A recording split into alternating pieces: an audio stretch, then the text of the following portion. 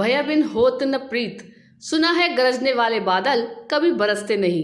पर 80 साल के राम मनोहर गरजते भी थे और बरसते भी। 4 बेटे, 4 बहुएं और 12 पोते पोतियों से भरा पूरा परिवार है राम मनोहर का। गरजने को तो उन पर ही गरजते थे, पर उन पर बरस सके अब शायद इतनी उनमें हिम्मत नहीं थी। इसलिए बरसते उस पर थे जिसके बिना शायद उनका एक दिन भी न कट सके।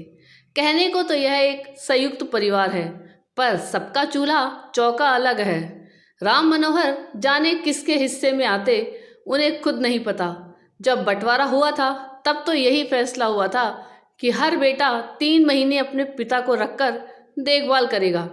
लेकिन राम मनोहर की खटिया संयुक्त दालान में पड़ी थी। इस वजह से किसके महीने कब पूरे हुए यह जान पाना मुश्किल हुआ और धीरे धीरे राम मनोहर राम भरोसे हो गए। हाँ, यह वही तो था जिस पर वो बरसते थे, राम भरोसे।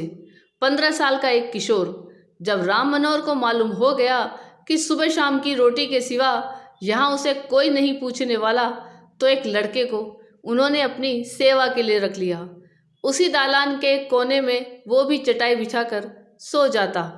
राम मनोहर के काम से ज़्यादा तो वो बहुओं के काम करता, लेकिन राम भरोसे की 200 रुपये की तनख्वाह किसी से नहीं निकलती। किसी जमाने में राम मनोहर फौज में हुआ करते थे। उसी की पेंशन के सहारे बुढ़ापा कट रहा है, वरना लड़कों ने जमीन जायदाद का बंटवारा करवाकर राम मनोहर को दरवाजे पर बैठा दिया है। बेटियां भी अपने अपने घर को रवाना हुई और आना जाना न के बराबर हो गया। आती भी क्यों, तीज त्यौहार के लिए हर भाई एक दूसरे का मुंह देखता था। घर आ भी गई तो विदाई में जो 100-200 राम मनोहर ने दिए सो दिए, वरना बेटे तो ऐसे निर्लज हो गए थे कि जोरुओं के पल्ले से मुंह दावे खड़े रहते। राम मनोहर ने भी अब विरोध करना या उम्मीद करना छोड़ दिया था। एक दिन राम भरोसे को हल्का बुखार हुआ और धीरे धीरे बढ़ता ही गया कि उसने खटिया पकड़ ली। जहां राम भरोसे खुद दूसरों का काम कर रहा था, वहीं राम भरोसे को अब कोई पानी पूछने वाला भी नहीं था। राम मनोहर से अब उसका यह हाल देखा नहीं जा रहा था और अपने स्वार्थी परिवार वालों की गालियां बकने के अलावा वो कर भी क्या सकते थे। जैसे तैसे उन्होंने राम भरोसे के परिवार वालों को खबर पहुंचाई और राम भरोसे को उसके घर भिजवा दिया। साथ में दवा दारू का पर्याप्त धन भी दे दिया। लेकिन अब राम मनोहर की खोज खबर लेने वाला भी कोई न था।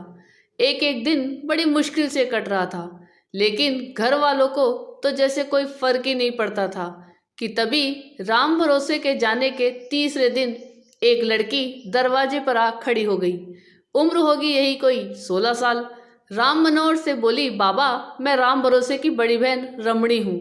भैया ने बताया कि आपकी सेवा के लिए कोई नहीं है, तो जब तक वो बीमार है मैं ही आपकी सेवा करूँगी। राम मनोहर को तो मानो भगवान मिल गए। उसने रमणी को सारा काम समझा दिया और चिंता मुक्त हुए। लेकिन ये क्या, राम मनोहर की बहुओं ने रमणी पर भी कब्जा जमा लिया। अब रमणी से तो पूरे घर का काम ले रही थी। बेचारी रमणी इतनी सीधी थी कि कुछ बोल नहीं पा रही थी और दिन भर 4 घर के काम में खटी जा रही थी। धीरे धीरे राम मनोहर ने देखा कि उसके चारों बेटे अब पहले की अपेक्षा घर पर ज़्यादा रहने लगे हैं और जिस दालान में पहले कुत्ते लौटा करते थे, अब वहाँ उसके बेटे डेरा डाले बैठे रहते हैं। राम मनोहर को अब माजरा समझ आ रहा था कि ये चारों रमणी की खूबसूरती पर फिदा थे और उस पर डोरे डाला करते थे। इसलिए उनकी पत्नियां घर में कम आने देती थी और जब रमणी का काम खत्म हो जाता तो उन्हें दालान में नहीं आने देती। एक दिन ऐसा भी आया कि बहुओं को रमणी का घर में आना खलने लगा, क्योंकि वह यह नहीं चाहती थी कि उनके पति किसी और के रूप का गुणगान करे या किसी और पर लट्टू होते फिरे। और क्या भरोसा, कल को सौतन ही बनकर सर पर बैठ जाए तो क्या करेगी। रोज रोज घर में कलेश और झगड़े होने लगे। राम मनोहर ये सब देख रहा था और मन ही मन खुश भी हो रहा था कि अब आया ऊँट पहाड़ के नीचे, क्योंकि बहुएं रमणी को घर से भगाने को कह नहीं सकती, वरना राम मनोहर का खाना पानी सेवा सत्कार उन्हें करना पड़ेगा और अगर रमणी घर पर रहती है तो उनका वैवाहिक जीवन नष्ट हो जाता। एक दिन चारों बहुओं ने आपस में बातचीत की और यह निष्कर्ष निकाला कि अपने ससुर से इस बारे में बात करेंगी। चारों बहुएं राम मनोहर के पास पहुंची और राम मनोहर से साफ साफ बोली कि रमणी को निकाल बाहर करो। जवान लड़की है, कल को कुछ ऊंच नीच हो जाए तो किसी को मुंह दिखाने लायक नहीं रहेंगे। ऊंच नीच क्या कहती हो बहू, कुछ खुलकर कहो। राम मनोहर ने सब कुछ जानते हुए भी अनजान बनते हुए कहा, कुछ नहीं पिताजी, लेकिन कोई भविष्य तो नहीं देख पाया। कुछ हो जाए तो अब बहुएं अपने पतियों की हरकतें खुलकर कैसे कहती। सो बात घुमाते हुए बोली, अरे नाहक परेशान होती हो, वो तो यही दालान में पड़ी रहती है, मेरा खाना पानी बनाती है, मेरी सेवा करती है, कुछ नहीं होगा। और अगर उसे हटा दिया तो मुझ बूढ़े को कोई एक गिलास पानी भी नहीं पूछता। राम भरोसे की जगह तो मैं अब रमणी को ही हमेशा के लिए रख लूँगा। खाना भी अच्छा बनाती है। राम मनोहर ने बहुओं का जी जलाने की कोई कसर न छोड़ी। चारों बहुओं ने एक दूसरे का मुंह देखा और आंखों ही आंखों में फैसला हो गया, आप परेशान मत हो, अब आपको किसी की जरूरत नहीं होगी। हम चारों आपका सारा काम करेंगे, कोई कमी नहीं होगी, बस आप रमणी को हटा दो। सोच लो, अगर मुझे फिर से कोई परेशानी हुई तो रमणी का गांव दूर नहीं है, मैं फिर से उसे बुला लूँगा। राम मनोहर ने अपना आखिरी दाव भी फेंक दिया। चारों बहुएं राम मनोहर के पैरों में लौट गई और जीवन भर राम मनोहर की सेवा करने का वचन दिया। राम मनोहर ने रमणी को विदा किया और ठाठ से दीवान खाने में रहने लगा। बहुएं पूरी लगन से अपने ससुर की सेवा करती और अपने पतियों को भी पिता की सेवा करने को कहती। अब घर की बेटियां भी पूरे सम्मान से अपने घर में आती जाती थी।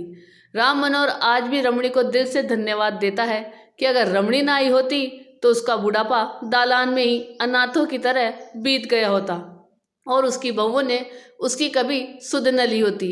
सच ही है, भय बिन होत न प्रीत। आपको ये कहानी कैसी लगी ये कमेंट करके जरूर बताइएगा। चैनल पे नए हो तो सब्सक्राइब जरूर कीजिएगा और वीडियो को लाइक और शेयर कीजिएगा। धन्यवाद।